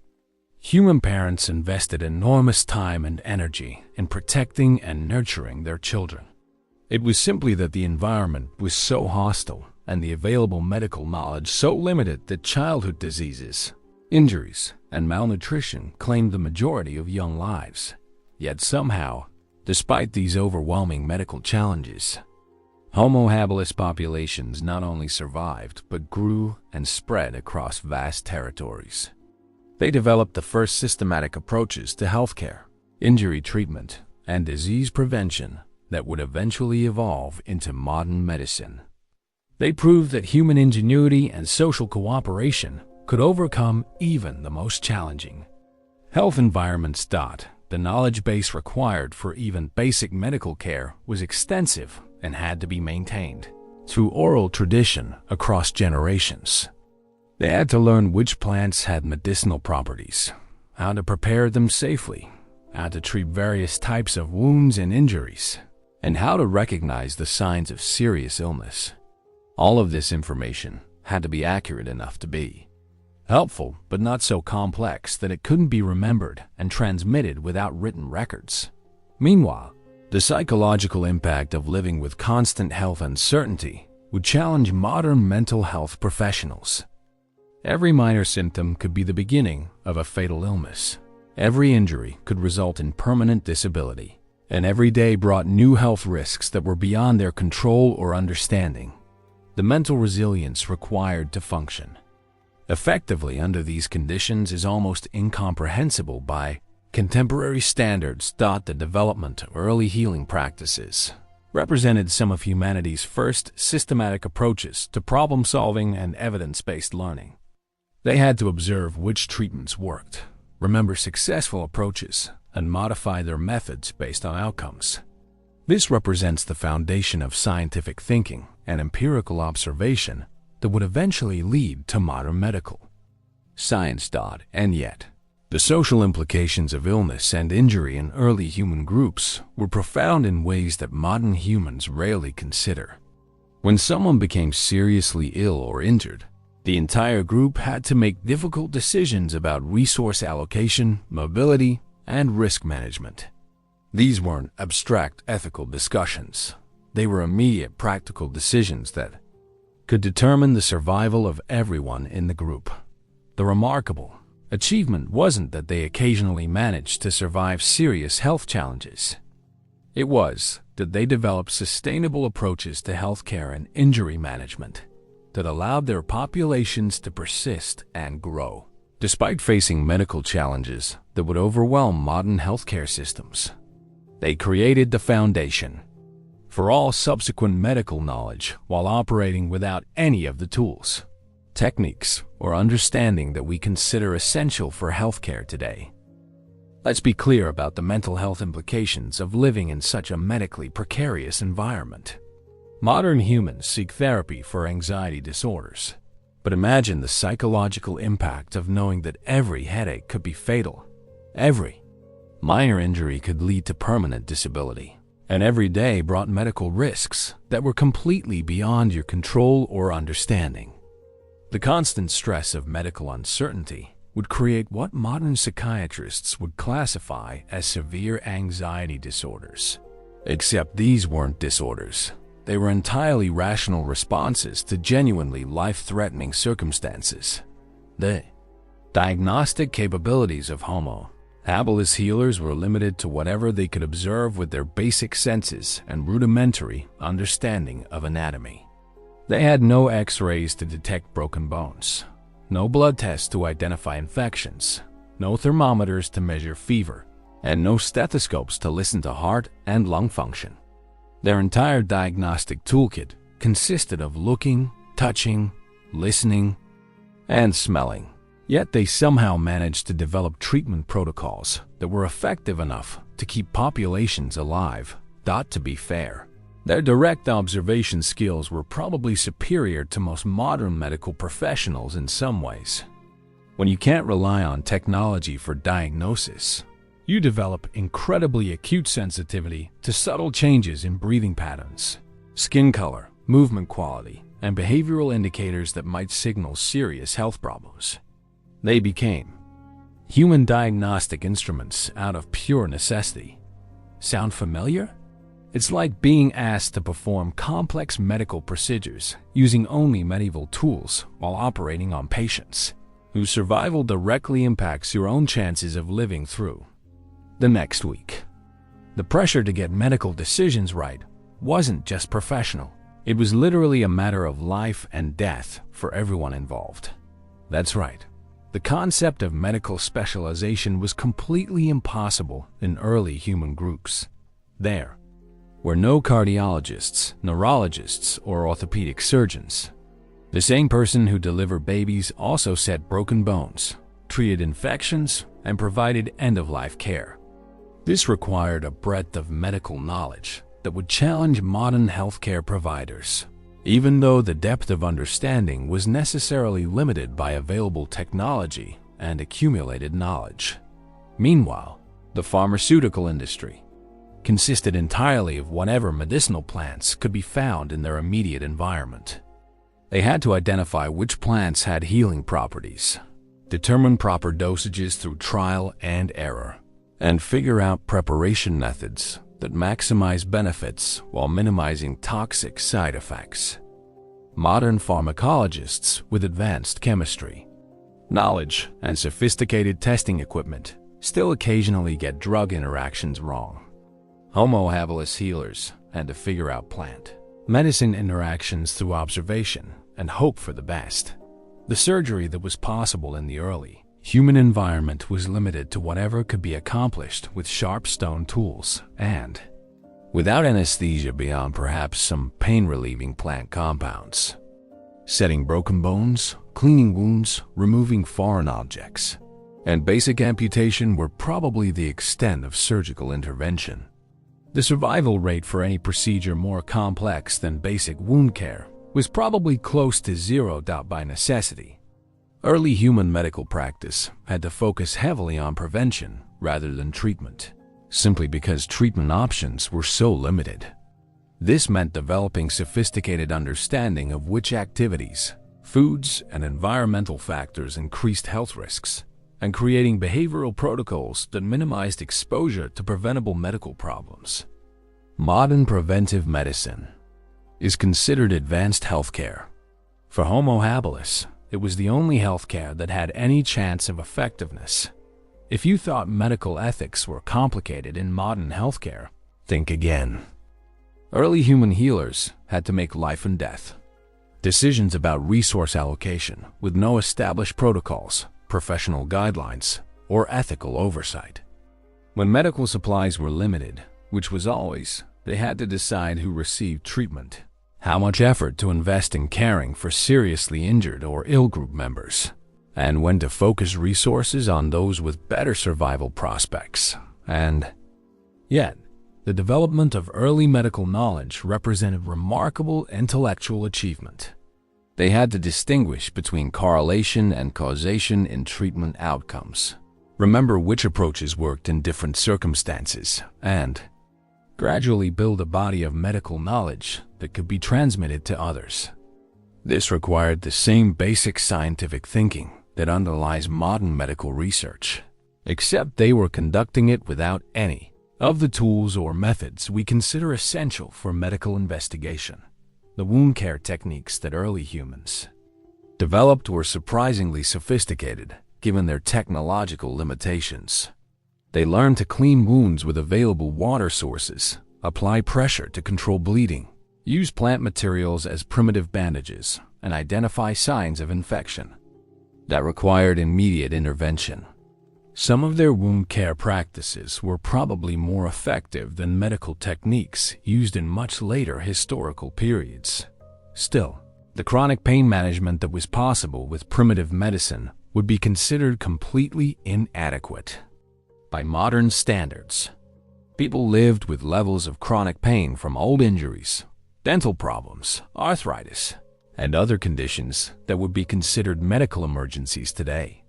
The psychological impact of living with constant pain while maintaining all the activities necessary for survival required mental toughness that modern pain management specialists would find remarkable.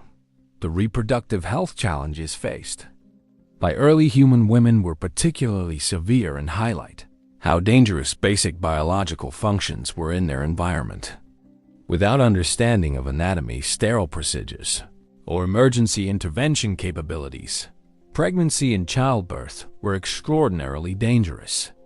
The fact that early human populations grew despite these challenges speaks to remarkable resilience, and perhaps some luck in genetic combinations that supported survival.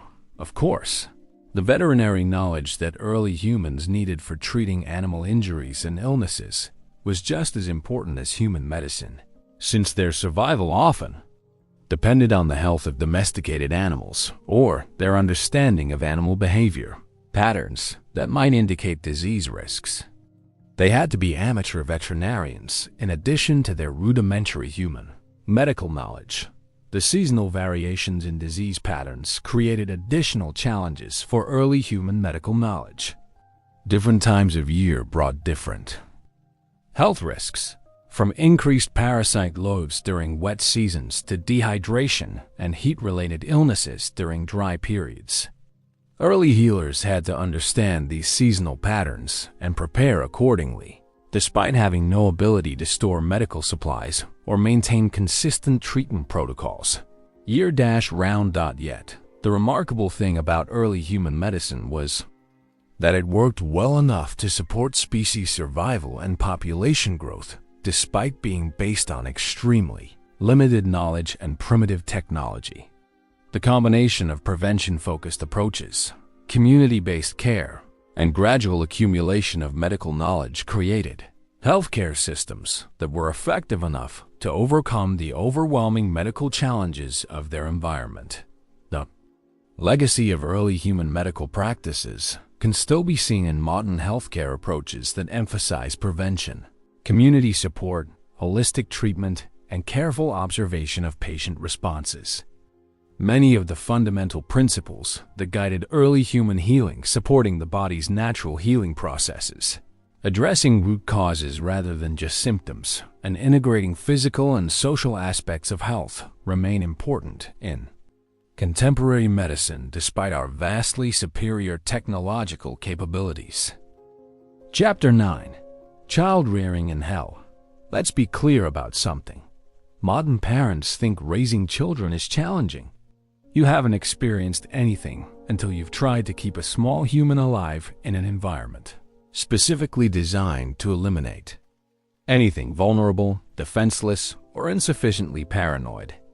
Welcome to Homo Habilis parenting, where baby-proofing meant training your toddler to recognize the sounds of approaching predators, and the leading cause of parental stress was the statistical certainty that most of your children wouldn't survive to reproduce. Picture this. You're responsible for keeping a small, loud, curious, and completely helpless human alive in an environment where silence could mean survival. Mobility was essential for safety, and every moment of inattention could result in your child becoming lunch for something with bigger teeth. Then modern parents worry about screen time and social media. Homo habilis parents had to worry about their children being eaten alive while they were gathering food to prevent the family from starving to death. To be fair, early human children did have some advantages that modern kids lack. They developed survival skills from an incredibly early age, learned to read environmental cues that could save their lives, and gained a kind of situational awareness that would make modern security professionals envious. Unfortunately, these advantages were offset by the fact that they were living in what was essentially a continuous, real-world version of the most dangerous survival video game ever created. Sound familiar? It's like every helicopter parent's worst nightmare, except instead of worrying about abstract dangers and unlikely scenarios, you're dealing with concrete, immediate threats that kill children on a regular basis. The difference between protective parenting and survival essential supervision was measured in whether your child lived to see their next birthday. That's right, infant mortality rates were so high that having multiple children wasn't about wanting a large family. It was about statistical necessity for ensuring that at least some of your offspring would survive to adulthood. Modern parents plan for college funds and worry about career preparation. Homo habilis parents celebrated when their children made it through their first year without being killed by disease, predators, or environmental hazards. Meanwhile, the cognitive development challenges faced by early human children were unlike anything modern kids experience. They had to learn complex survival skills while their brains were still developing, master sophisticated environmental awareness before they could even walk properly, and understand life or death social dynamics while they were still figuring out basic communication. Modern children learn to use tablets.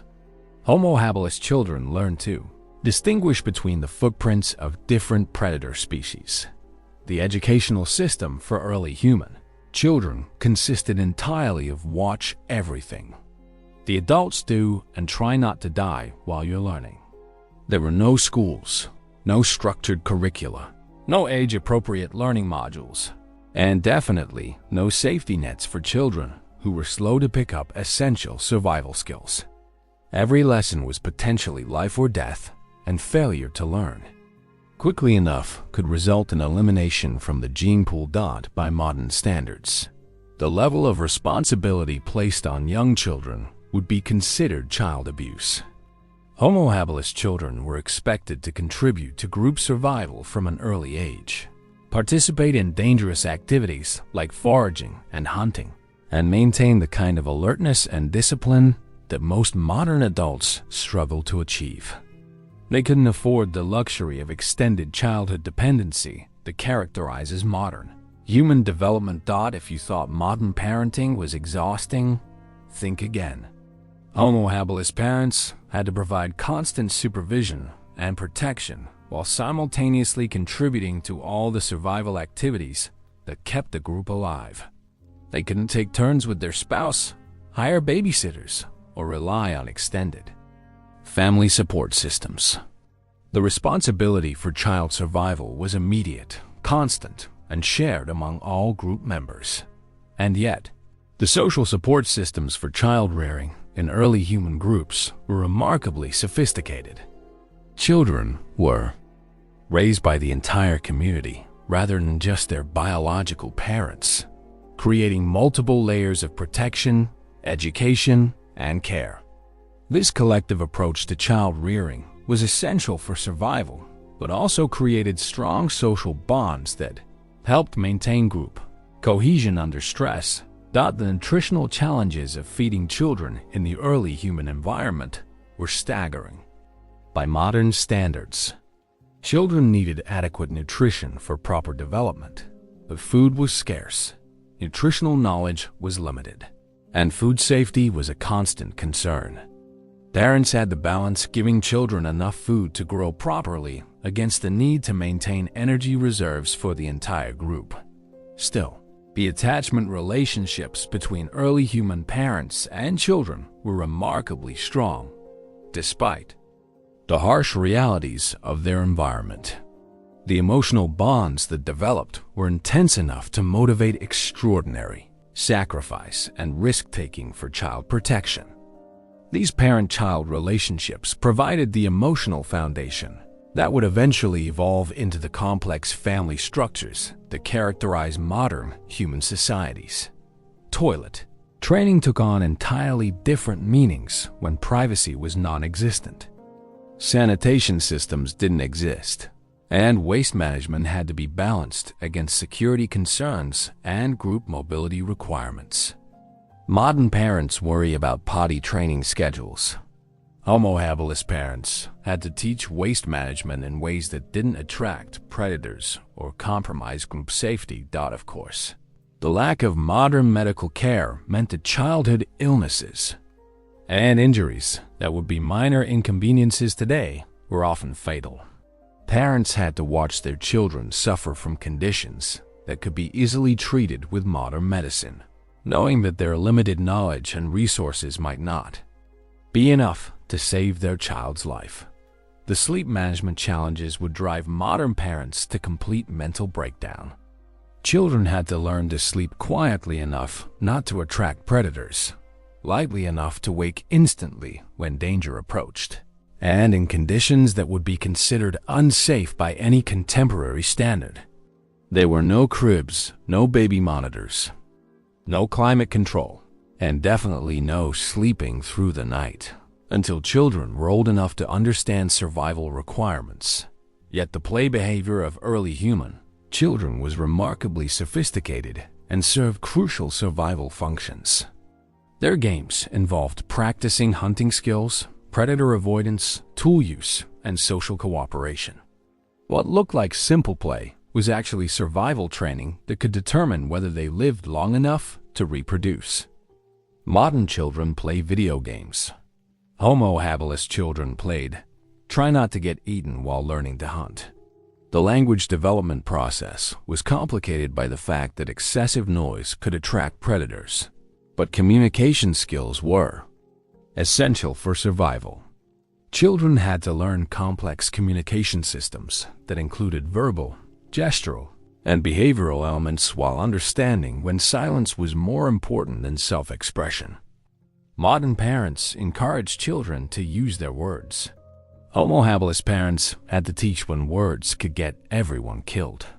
Meanwhile, the emotional development of children growing up in constant danger created psychological adaptations that would seem pathological by modern standards, but were essential for survival in their environment. They developed hypervigilance, rapid threat assessment skills, and the ability to function under constant stress that would be considered trauma responses in contemporary children. The socialization process for early human children involved learning not just how to interact with their own group members, but how to recognize and respond appropriately to other human groups, potential threats, and environmental changes. They had to master complex social hierarchies while understanding that their survival depended on group cooperation and individual competence. And yet, despite all these challenges, early human children somehow managed to develop into functional adults who could reproduce successfully and continue the species. They proved that human developmental plasticity and resilience were sufficient to overcome even the most challenging child-rearing environments. They created the foundation for all subsequent human child development while operating under conditions that would overwhelm modern parents within days. The remarkable achievement wasn't that some children managed to survive the early human environment. It was that enough children survived consistently enough to allow populations to grow and spread across vast territories. The parenting strategies developed by Homo habilis were effective enough to support species survival while laying the groundwork for the extended childhood dependency that would eventually allow for the complex learning and development that characterizes modern humans. The investment of time, energy, and resources in child-rearing represented one of humanity's first systematic approaches to long-term planning and future-oriented thinking. Every child who survived to adulthood was a victory not just for their parents, but for the entire species, representing the successful transmission of survival knowledge, genetic material, and cultural innovations that would eventually lead to modern human civilization. Still, the psychological resilience required for early human parenting is almost incomprehensible by contemporary standards. Parents had to maintain hope and motivation for child-rearing, despite knowing that most of their children would not survive. Find ways to provide emotional support and nurturing while maintaining the discipline necessary for survival training, and balance individual child needs against group survival requirements. The legacy of early human parenting strategies can still be seen in modern child development, family structures, and educational systems. The intense parent-child bonds, the importance of community involvement in child rearing, and the recognition that children need both protection and challenge for proper development, all trace back to the survival requirements that shaped early human families. Of course, the gender dynamics of child-rearing in Homo habilis groups were far more egalitarian than many later human societies, born out of pure survival necessity rather than ideological choice. Both male and female parents had to be equally capable of protecting, educating, and providing for children, because specialization was a luxury they couldn't afford when everyone's survival hung in the balance. Modern parents debate work-life balance. Homo habilis parents had no choice but to integrate child rearing into every aspect of survival activity. The weaning process presented challenges that would horrify modern pediatricians. Without baby formula, pureed foods, or nutritional supplements, the transition from breast milk to solid food was a gradual process that required incredible timing and knowledge about food safety. Parents had to pre-chew food for infants while ensuring it was safe to eat, nutritionally adequate, and wouldn't cause digestive problems that could be fatal in an environment without medical intervention. Meanwhile, the mobility requirements of nomadic life meant that children had to learn to travel long distances from an incredibly early age. Modern parents worry about car seat safety and age-appropriate travel arrangements.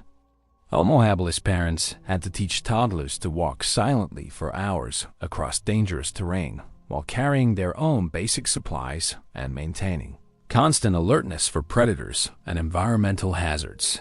The concept of childhood milestones took on entirely different meanings when each developmental stage had immediate survival implications. Learning to walk wasn't just a proud parenting moment.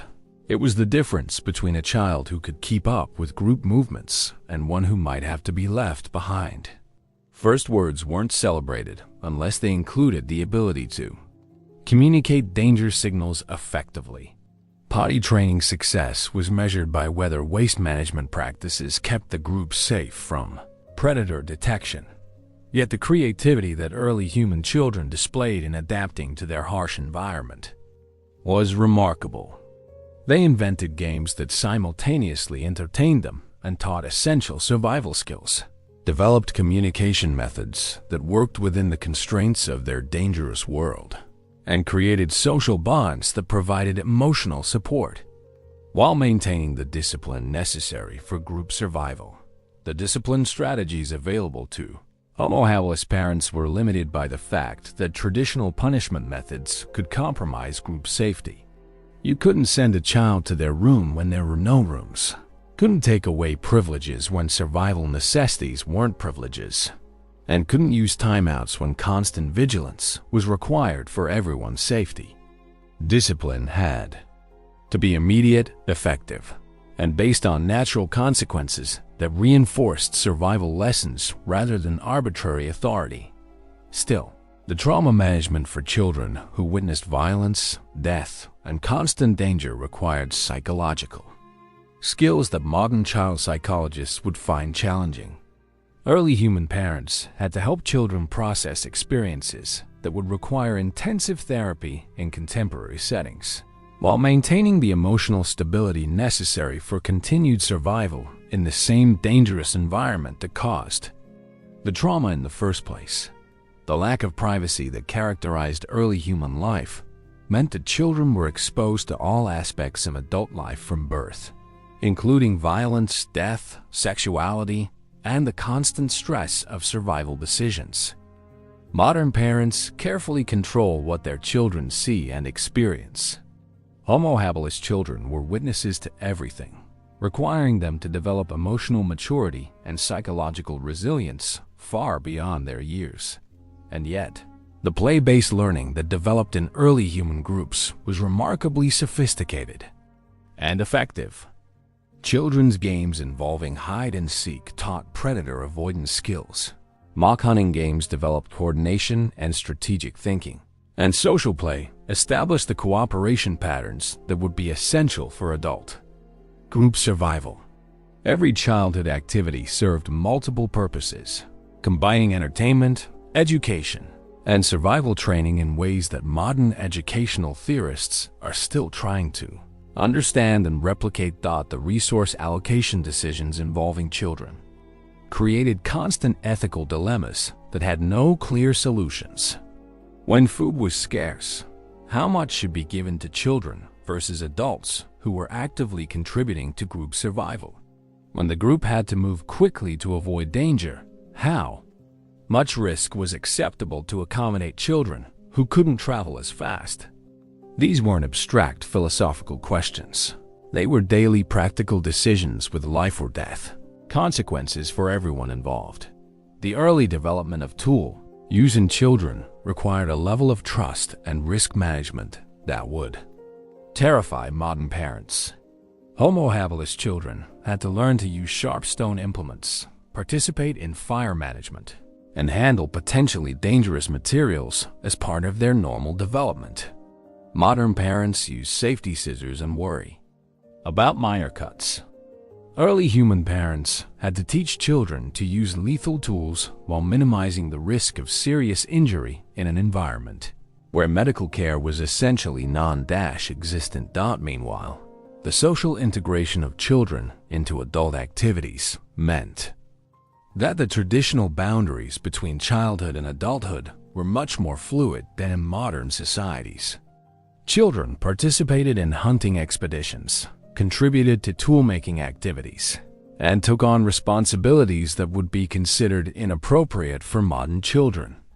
This early integration was essential for survival, but also meant that childhood as a protected, separate life stage didn't exist in the way we understand it today. The memory training required for children in oral cultures was extraordinary by modern standards. Without written records, children had to memorize vast amounts of survival information, including plant identification, animal behavior patterns, seasonal cycles, geographical knowledge, and cultural traditions. Modern children struggle to memorize phone numbers. Homo habilis children had to remember information that could save their lives and the lives of everyone in their group. Of course, the emotional support systems for children dealing with loss were both essential and limited. In an environment where death was common and inevitable, children had to learn to cope with the loss of siblings, parents, and other group members while maintaining the emotional stability necessary for their own survival. The grieving process had to be balanced against the immediate needs of continued survival in a dangerous environment. The innovation in child-rearing practices that emerged from these challenging conditions was remarkable. Early humans developed the first systematic approaches to child education, safety management, and developmental support under conditions that would overwhelm modern child development experts. They proved that human adaptability and creativity could create effective parenting strategies even in the most hostile environments. Yet the long-term psychological effects of growing up in constant danger created personality traits and behavioral patterns that would influence human development for millions of years. The hypervigilance, rapid decision-making abilities, and stress tolerance that were essential for survival in the early human environment became part of the human psychological inheritance that still influences behavior today. The remarkable thing about Homo habilis child rearing wasn't that it occasionally produced survivors. It was that it consistently produced enough functional adults to sustain and grow populations while laying the foundation for increasingly sophisticated cultural and technological development. The parenting strategies that emerged from survival necessity created the psychological, social, and cognitive foundations that would eventually allow humans to develop complex civilizations. The investment in children that early human groups made, despite the enormous costs and uncertain outcomes, represented one of humanity's first expressions of hope and future-oriented thinking. Every resource spent on child rearing was a bet on the future, a commitment to species survival that went beyond immediate individual needs. This long-term perspective on child development would eventually become one of humanity's greatest strengths, allowing for the extended childhood dependency that makes complex learning and cultural transmission possible. If you thought modern parenting was challenging, remember that every frustration you experience with child rearing is made possible by the survival of children, whose parents face challenges that would break most contemporary adults within hours. The patience, creativity, and resilience that early human parents developed while raising children in impossible circumstances created the foundation for everything we value about human family life today.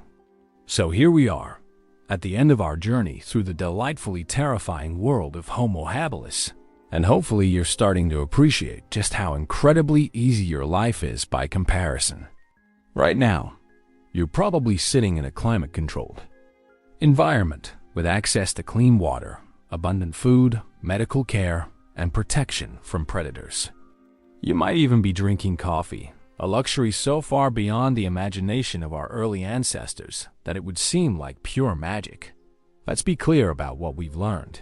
Every single day of your modern life contains more comfort, security, and technological advancement than Homo habilis experienced in their entire lifetimes. That smartphone you're probably holding right now contains more computing power than existed in the entire world just 50 years ago, and you use it to watch videos and complain about things that wouldn't even register as problems to someone whose daily routine consisted of try not to get eaten by large predators. To be fair, this isn't meant to diminish the legitimate challenges and stresses of modern life. Contemporary humans face genuine difficulties with mental health, social isolation, economic pressures, and environmental concerns that are serious and deserve attention. But context matters, and understanding where we came from can provide perspective on where we are now. Sound familiar? Every time you flip a light switch, turn on a faucet, or open a refrigerator, you're accessing technologies and resources that represent millions of years of human development and innovation. The infrastructure that supports your daily life, electricity, plumbing, transportation, communication systems, food distribution networks, represents the accumulated achievements of countless generations of humans who gradually, painfully, slowly built the foundation for everything you take for granted. That's right. Your ancestors survived unimaginable hardships so that you could have the privilege of being stressed about traffic jams, slow internet, and whether your favorite restaurant is open for delivery.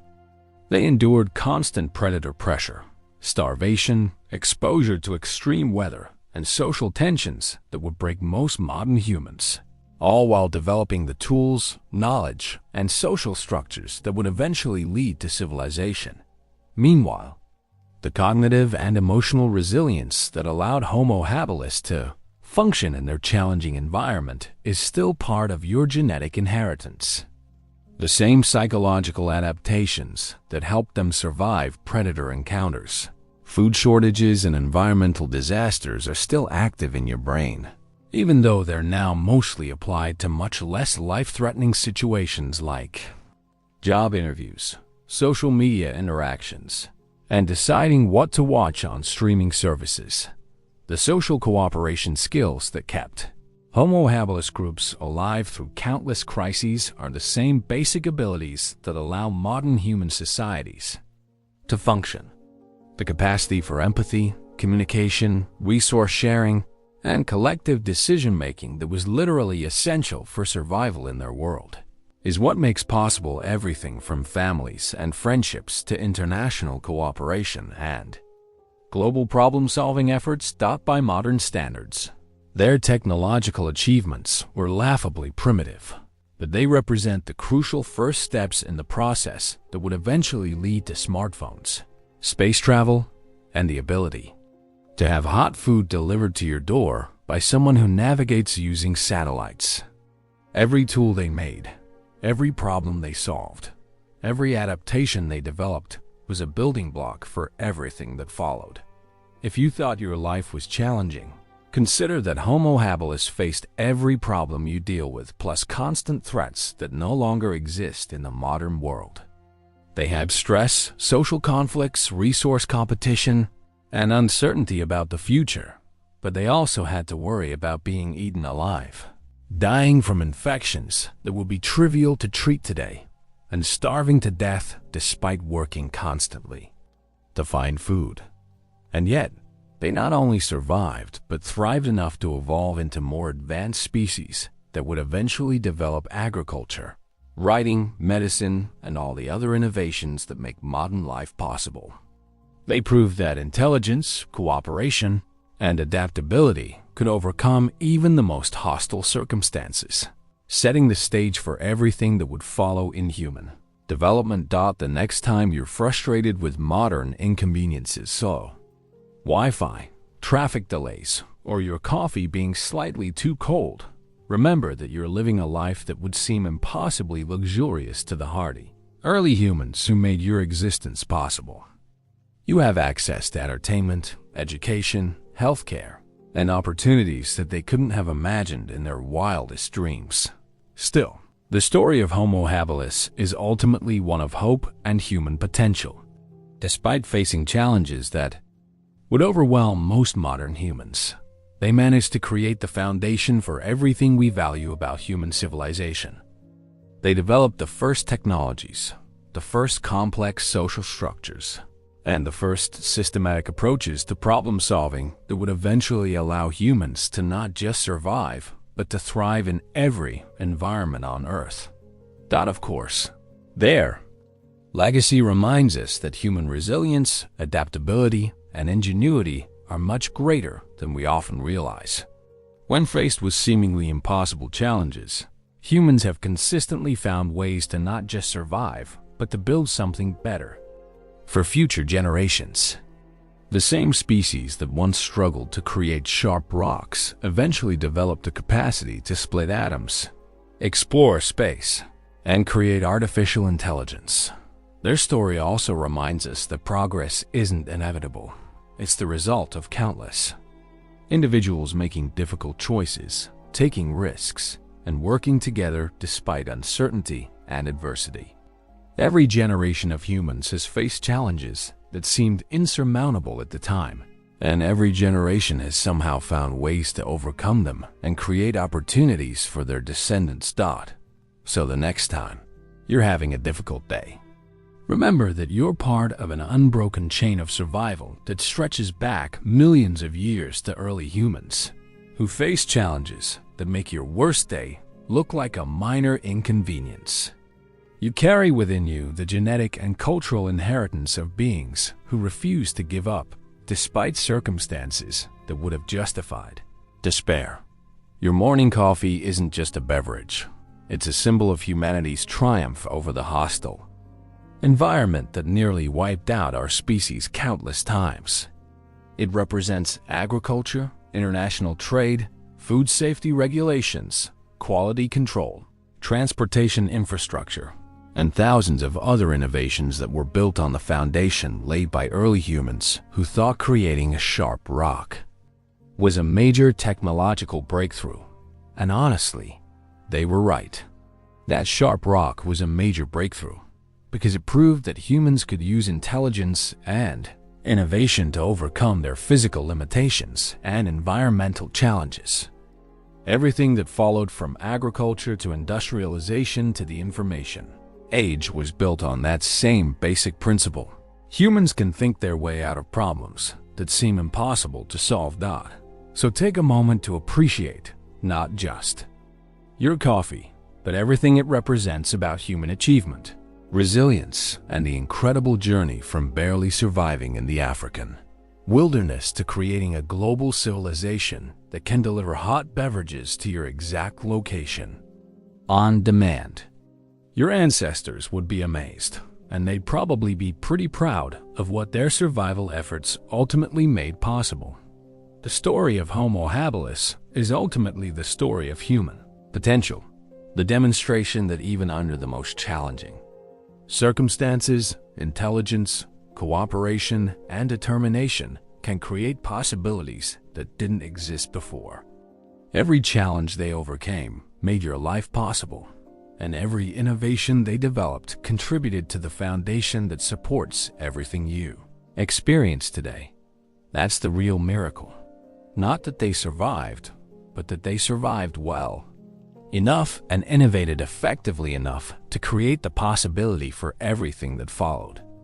From sharp rocks to space rockets, from basic grunting to global communication networks, from small struggling groups to billions of humans thriving across the planet, it all started with early humans who refused to give up despite facing challenges that would terrify most modern people. So enjoy your coffee, appreciate your climate control, and remember that you're living the dream that millions of years of human development made possible. And maybe, just maybe, use that perspective to tackle your own challenges with a little of the same resilience and ingenuity that got us all here in the first place.